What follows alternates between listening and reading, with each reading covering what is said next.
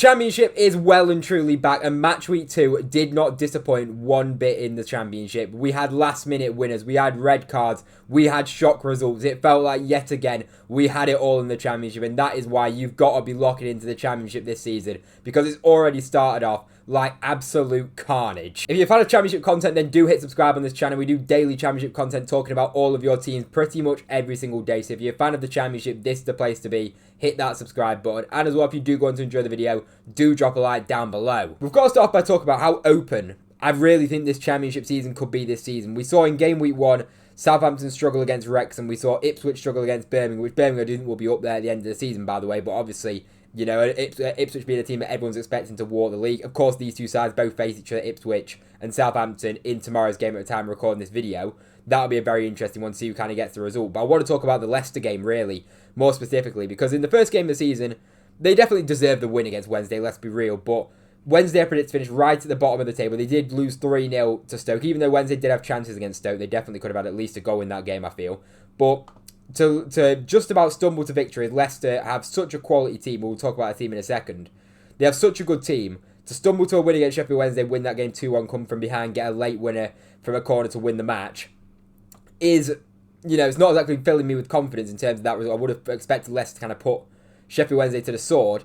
And then they play against Preston, where Preston are a side that a lot of people do have predicted down at the bottom. And by the way, Preston were absolutely fantastic. Devine is looking like a real signing, on loan from Spurs, I believe he is. Alfie Devine came on against QPR and looked very good when I watched him, when I watched him properly, but on highlights as well. Alfie Devine getting himself a goal, and he does look to be a real good signing from Preston, who could be a key player for Preston throughout this season. And Osmajic getting the winner as well. By the way, for Alfie Devine's goal, I think the keeper for Leicester, I mean, what's his name? I don't even know his name. It's that guy.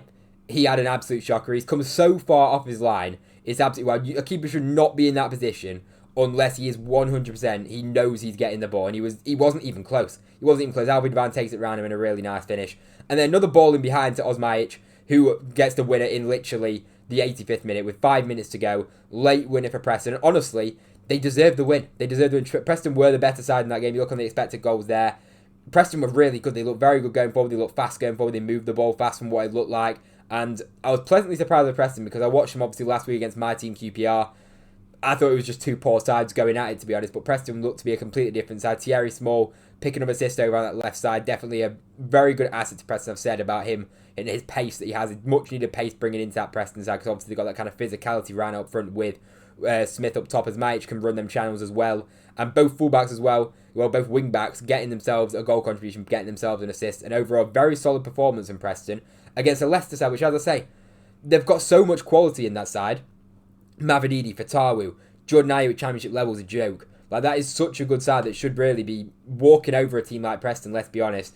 And I want to speak about Jeremy Monga as well, who's got a fantastic goal, by the way. And he's 16 years old, just turned 16 years old, scores his first goal in professional football for Leicester City.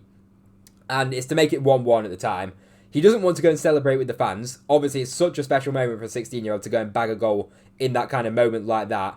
And in fact, as I say, fantastic finish. Cut inside, onto his right foot, into the near post. Fantastic finish.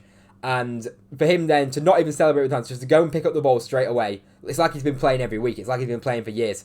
But overall, very disappointing for Leicester. Very promising they got a player like Jeremy Monga, who's going to be a star. There's no doubt about it. Watching him come on in the Premier League and just seeing the kind of touches that he was putting out at the age of 16 years old, it's not normal at all. And this guy is going to be a player that's going to contribute heavily for Leicester City. And don't be surprised if he can even maybe get himself double-figure goal contributions this season in this Leicester City side.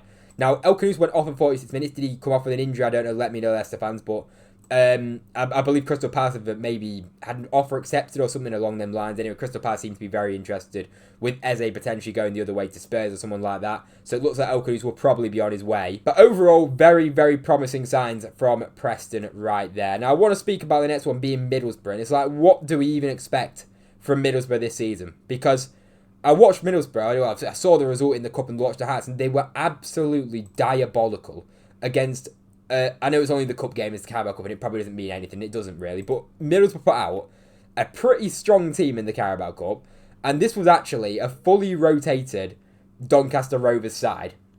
Like, genuinely, they made 10 changes. They got absolutely smashed, which, as I say, this is a decent Middlesbrough team. Obviously, Glover in goal isn't very decent, but you look at a lot of first-team players in there, they got smashed. They got smashed at home by Doncaster, and everyone's got the question marks over Rob Edwards. Mate, these guys are sat second in the table.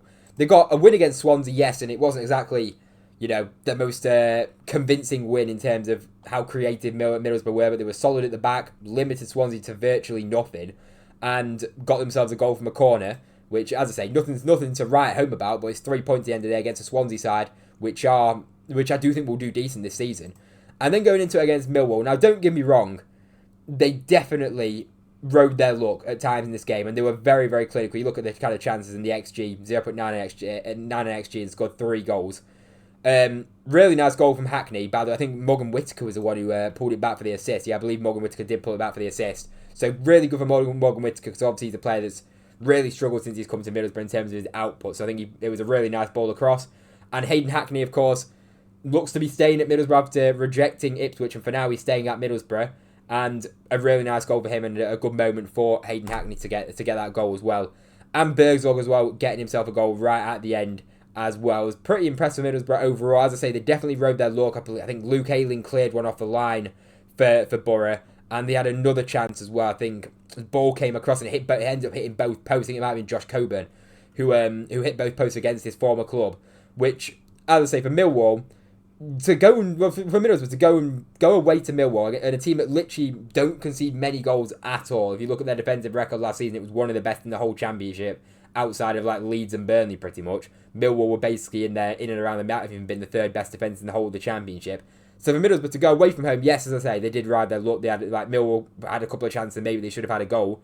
Middlesbrough were very, very clinical, but to go away and put 3 goals past Millwall is a very, very good result. And overall, you've got to say it's a very hard-fought win and a very, very good performance from Middlesbrough to come out 3-0 winners against a very good Millwall side, which a lot of people have tipped to be right up there come the end of the season. So it's very difficult to kind of predict Middlesbrough and what's going on with them right now, just because of that cup result and Rob Edwards. You've always got them question marks, but they haven't conceded a goal this season. They've scored 4 and they haven't conceded.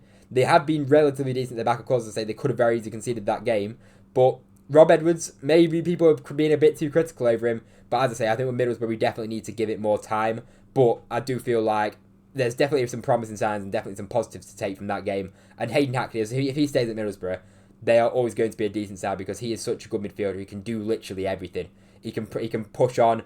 He can create from deep as well. Can play some really good progressive passes forward, and as well as that, he's tough in the tackles. Like, this guy can literally do everything. Hayden Hackney can. That's why a lot of clubs are, of course, always sniffing around, and Premier League clubs are always interested in a player like Hayden Hackney, because he offers so much to that Middlesbrough side. The other one we've got to talk about, I mean, Derby County. What on earth is going on with Derby County? Because they were diabolical in this match. I'll be real. Like, defensively, it was a shambles. It was a shambles. From top to bottom, from minute 1 to minute 90, it just wasn't good enough. Like, they rode their luck in games. In the Carabao Cup, they just about got through. They were poor against Stoke as well, and they've been poor in this game against Coventry, which I say, yes, they scored 3 goals, but they scored a penalty, a set piece that was held a fantastic goal. Was Adams' goal a set piece as well? I think it might have been a set piece. Ebbo Adams' goal as well. So if it's 2 set pieces and a penalty, or 3 set pieces you can call it, maybe I'm wrong, I can't remember with Ebbo Adams. But disappointing in terms of creativity from Derby, and as well as that, to let Coventry score 5 goals past you. The signings, I mean, defensively, Zetterstrom was at fault for that free kick goal for the first goal. Sanderson was at 6s and 7s for the vast majority of the game from what I've seen on that, and gave away a penalty as well. Constantly out of position, just didn't look in the game in the slightest. Danny Batt was not much better, to be honest, and just that whole back line was an absolute shambles for Derby County, and that is really, really worrying signs, because these are players, these are John Eustace's players. Like, Danny Batt obviously played with him at Blackburn. Dean Sanderson has literally been John Eustace's man for years. I don't really understand it. I watched Dean Sanderson at QPR and I've never really rated him. Didn't rate him at Birmingham, didn't really rate him at Blackburn, and certainly don't rate him after that first game. Derby fans aren't happy with him in the slightest. And, this is John Eustace, who made a lot of transfers into this Derby side, and a lot of people were putting as dark horses, and I'm looking at the performances and I'm thinking, I'm very, very concerned. As I say, I like some of the signings that they're made. We'll have to see how Patrick Adjaman gets on when he signs. Also, Vyman, I think, struggled since he signed as well. A lot of signings in there, but the performances, John Eustace hasn't been able to get the best out of them yet. Obviously, I back John Hughes to absolutely turn things around, and he'll be able to get the best out of these players eventually. But I just think the signings haven't filled me with any confidence so far, and I'm a little bit concerned about Derby County going forward. And as I say, a lot of people have them at the dark horse. I think they'll be fine. There's nothing to panic about yet. It's only 2 games, but defensively, to concede 8 goals in your opening 2 matches is shambolic. Do you know what I mean? That is really, really poor from Derby County. And if I was John Hughes, I would not be happy. And the way that the signings have kind of made the impact they've made so far has been pretty much non-existent. And we've got to talk about Sheffield United now, because I mean, everybody had them to be at least in place from what I've seen in the predictions, and they're currently sat rock bottom. The 2 Sheffield clubs rock bottom. And again, it was a shambolic performance from Sheffield United, and they deserved to lose that match. Swansea were much the better side. Ronald getting the goal, loving the celebration as well, doing the Ronaldo celebration. A bit of a Ronald special, that one. And Swansea were decent, as I say, they were, by all accounts, very, very well worthy of that win, and honestly could have had another goal, and honestly could have won that game 2-0 in my opinion. They kept Gustavo Hamer quiet in the game, and if you're going to keep Gustavo Hamer quiet, you're basically keeping Sheffield United quiet, because he's that main creative outlet for Sheffield United. He's the guy who literally does everything in that Sheffield United side. They definitely looked a little bit better defensively compared to what they did in the opening game. Obviously, that helps. There's no Norrington Davis in there. But again, lack of ideas going forward, not enough creativity, and keep Gustavo Hamer quiet, and then you've kept Sheffield United quiet. And I do think this guy, the longer this goes on and Sheffield United continue to struggle and he gets close to the end of the window, I've just got to think that Gustavo Hamer's got to get an offer in from somebody, and he might end up leaving.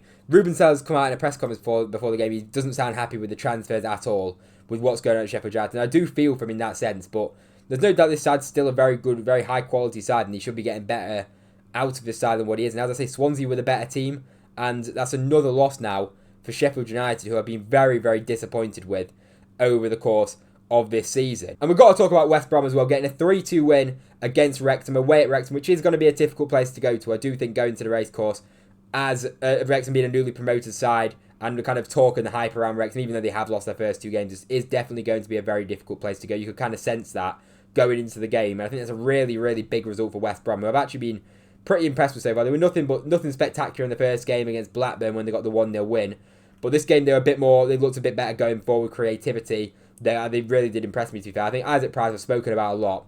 We need to watch out for him this season in the Championship. This guy is going to be West Brom's talisman, in my opinion, and as I say, this guy's put up really good numbers for Northern Ireland. He's yet to really do it at club football until this season in terms of goal output, but he's been pretty much a utility man all his career, and it seems like under Ryan Mason he's kind of found himself a position now in the side, and Ryan Mason's basically made this guy the main man, and I've been so impressed with him this season. Just 21 years old, 2 goals for him, and then 1 goal against Blackburn. Now it's 3 goals in the opening 2 matches, and a lot of the play goes through him as well. I was really, really impressed with his performance overall. As I say, in that number 10 role, and that definitely suits him to a T, and I really think West Brom, with him in the side, are going to do pretty well, and going to have a good season, in my opinion. I think they could be right up there for playoffs this season, and with players like Price in the side, I think they've definitely got a chance. Fellows as well, I think is a very good talent on that right hand side, so quick down the wing, traditional winger. That's the kind of winger that I like. And then bringing players off the bench like Mikey Johnson, Jed Wallace coming on, scoring straight away. Danny Ward, by the way, if there's something we've learned, it's for Danny Ward to not play Championship football, because he could not be in that Wrexham goal for much longer. They've got to bring a Conquer back in. Wrexham will be disappointed with that result, really, 3-2. But as I say, there are 2 very difficult games opening 2 games this season. They've had Southampton, where they're not really expected to get a result, and West Brom will be up there, in my opinion, come the end of the season. But I think really promising signs that West Brom have shown so far this season. Ryan Mason will be very, very happy with that start that he's got off to. And are Stoke City actually cooking? Because 2 wins from 2, they're top of the league, and 2 really impressive performances. Of course, against Wednesday, they are kind of expected to win. Wednesday definitely had their fair share of chances. As I say, Wednesday probably should have had at least a goal or 2 in that game, in my opinion. They had definitely a few chances, which Barry Bannon, by the way, over a kick, what a save that was by Johansson in the Stoke goal. But overall, another really impressive performance, especially going forward. Sorba Thomas has been cooking so far this season. What has he got? 2 assists and a goal so far this season. Guys got off to a really, really good start. Everybody was eating in that Stoke attack. Mabama as well, really good start of the season for him, just 20 years old. I believe he is on loan from Man City, right? He could be a player that can do really, really well for Stoke this season. Definitely looks to be a real handful up top. I've been very, very impressed with him. 2 goals in 2 games for him. And Million Manhoef as well, getting himself 2 goals in the match. He's a player that I really like. On his day, Million Manhoef is genuinely such a good player at Championship level. And as I say, I've said this about Stoke at the start. I said it in my predictions. Stoke have a really good team on paper, and if they click, they could actually be like genuine like dark horses for the playoffs. But what's happened with Stoke in previous years is they just don't click. But now they actually have got a top manager in Mark Robins, who we've seen do so well at Coventry, and he's starting to kind of bring in his players to Stoke now and getting the best out of the players that were there that he wants to keep hold of before. And I've been really, really impressed with Stoke so far this season. As I say, all 4 of the attackers there, all getting goal contributions, and things are going right for Stoke right now. How long will that happen for? Who knows? Because, they have played what are now 2 teams that have lost 2 out of 2 games in Sheffield Wednesday and Derby. We don't know how kind of poor they might be this season, especially, Wednesday, obviously. We know the situation that they're in. It's always going to be difficult. But I'll say Wednesday, they had a lot to be kind of proud of in that game. They had a couple of long shots, one that hit the bar, I think, as well. They had a few good chances, Wednesday did. Well, on another day, they definitely could have put them away and it could have been a completely different game. But Stoke, really good going forward, and things are looking very, very positive over at Stoke. And they're the team at the moment that, who would have said that after 2 games, that Stoke are the side that are leading the way. But anyway, let me know what you think. If you're a Championship fan, hit subscribe to the channel. Let me know what you think on your team's performance in the comment section down below. Drop a like if you enjoyed it. It only takes 1 second, and it only takes 1 second to subscribe as well. If you are a fan of the Championship content and you support any team in the Championship, this is the place to be. Just hit that subscribe button. Be very greatly appreciated. Anyway, thank you very much for watching. I hope you enjoyed, and I'll see you in the next one.